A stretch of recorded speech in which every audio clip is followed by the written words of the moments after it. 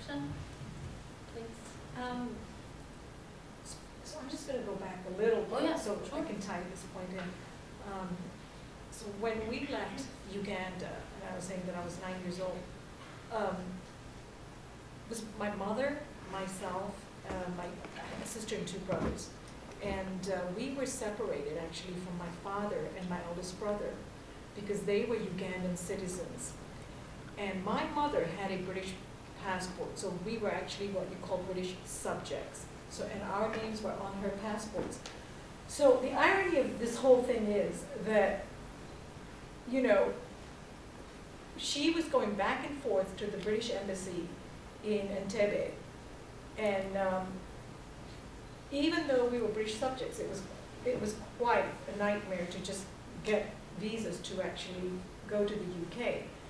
And my father could not get a visa, neither could my brother, because they were Ugandan citizens, so nobody would accept them. So we were in this dilemma that, okay, what's going to happen? So my dad said, look, you just get out of here with the kids, because that's the safest thing to do. We'll figure out something.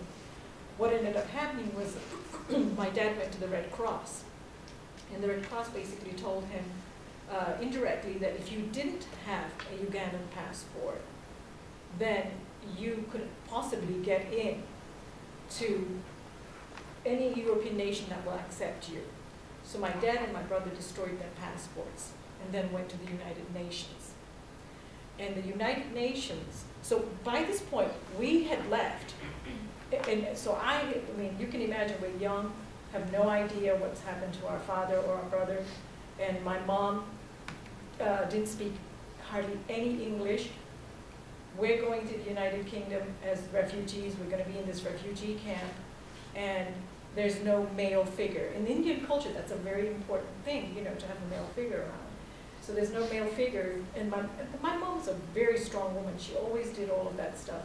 But so it wasn't about until almost a year later or so that we found I was in bed, and it was about 3 o'clock in the morning, and this man in this gray silver suit was standing right by my bedside and just poking me and saying, "Wake up, honey, wake up. Daddy's here." And I just thought, no, this is just a dream or something. This is weird. And I looked up, and it really was him. And I just remembered holding onto his neck and not letting go because I could not believe it. Well, apparently that process had been going on for almost a year. My mom had been working with the local authorities in London to track my dad down. And then my dad had been in Switzerland and then in Vienna.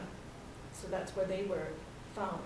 And the interesting thing was when my dad finally got the visa to come and be with us in the United Kingdom, they had asked my brother as well, what do you want to do, you know, because they had been given an option if they wanted to go to the Netherlands. And my brother said, well, no, Dad, I'm going to go to the Netherlands just in case we get kicked out of England, so then you guys have somewhere else to come to. So that sense of, you know, everything being snatched right from under your feet, you know. But I just remember that night very vividly, that, you know, it was just like a mixture of emotions that all, for time I was getting used to the fact that, oh, maybe my dad was dead, and then all of a sudden, you know. So it was very, very interesting.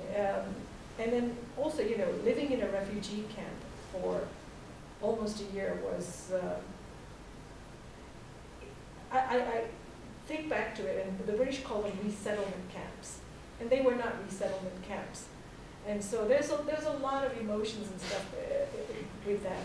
And so as I moved around from the United Kingdom, from Africa to the UK, and then when I moved to the United States in 1988, I moved not because anybody told me to. I did it because I wanted to. Mm-hmm. And so, but I still don't feel like I belong.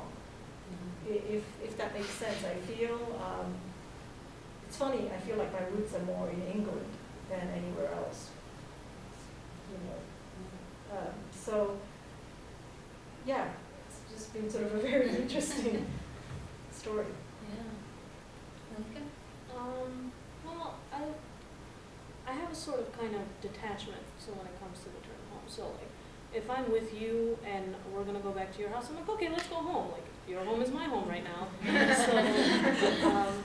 So I kind of have a detachment in that sense, because when we moved to the United States, we first came to the Chicagoland area, and because that's where Chicagoland has the biggest population of Serbian people, so we're like, we're gonna go where our people are, you know. We didn't speak any English, it was just easiest for us to have someone there. And you know, when you see people like, you know, you don't meet many Serbian people in the United States, so when you do, you're like, oh, look at you, it's us. So, and you kind of like help each other out, and that happens even today. But so when we first moved, we moved to the Chicagoland area. We moved around in a couple of suburbs within the first year. By the time I was 5, we ended up moving to Indiana, which is where we stayed for 8 years. And then in 2007, after my dad passed away, we moved back to the Chicagoland area because that's where my oldest brother was, so we went to live with him. So, in the last, how long have I been in the Chicagoland area? Since 2007, I moved into my brother's house, into a separate apartment in another suburb, back to my brother's house, back to another apartment, back to my brother's house. My brother's neighbor had a fire that affected my brother's house, so we moved into a temporary home, back to my brother's house, now into an apartment that's where I am now, where my mom and my other brother are. So it's just been a lot of physical moving, not so much, it's all within like a 20-mile radius, all right in that same area. But I think moving so much has affected me in that wherever I am, I kind of call it home. So like I'm in Beloit, okay, let's go home, let's go back to my room. I could be anywhere, and wherever I'm staying at that moment, I think I would call home. But ultimately, yeah, I would probably place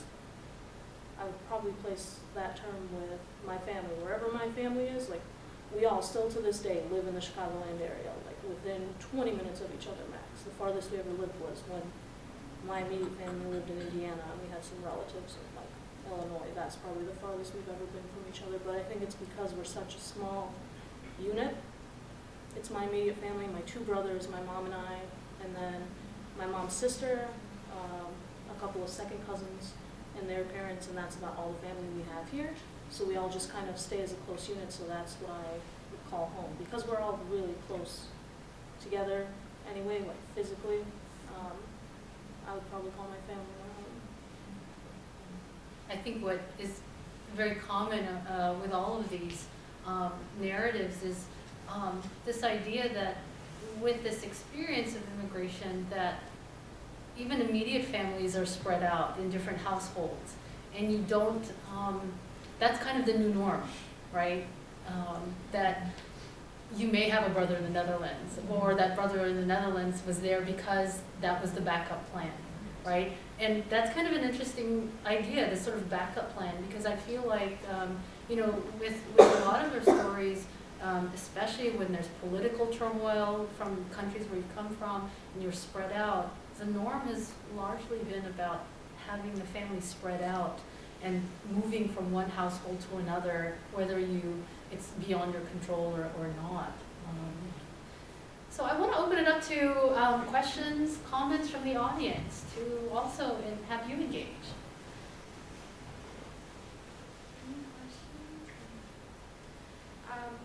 So 1.5, that's the generation if you were born in the country and then you come to the States, usually it's school age, and your formative years happens in the host country. And then what does first generation mean? So that's largely immigrants. So first generation, immigrants who come as adults, right, like 18 and over. 1.5 are usually immigrants who come as minors, right? So they are the children of the first generation who arrived. And then the second generation are usually those who are the children of the adult immigrants who were born and raised in the host countries, like in this case, the United States. And you know, it is difficult to kind of know, because you know, what if you came at 16? You know, are you first generation or are you 1.5? Because you're still a minor, but at the same time, you're also coming into your formative years. So in some ways, you're also kind of an adult too. So there's some flexibility in this term. I've been using it wrong. Oh. Because I always thought I myself was first generation since I was the first American in my family. Oh, I see. Yeah. Yeah, I think what happens often is because the way they formulated these identity categories was because some of the, the adults who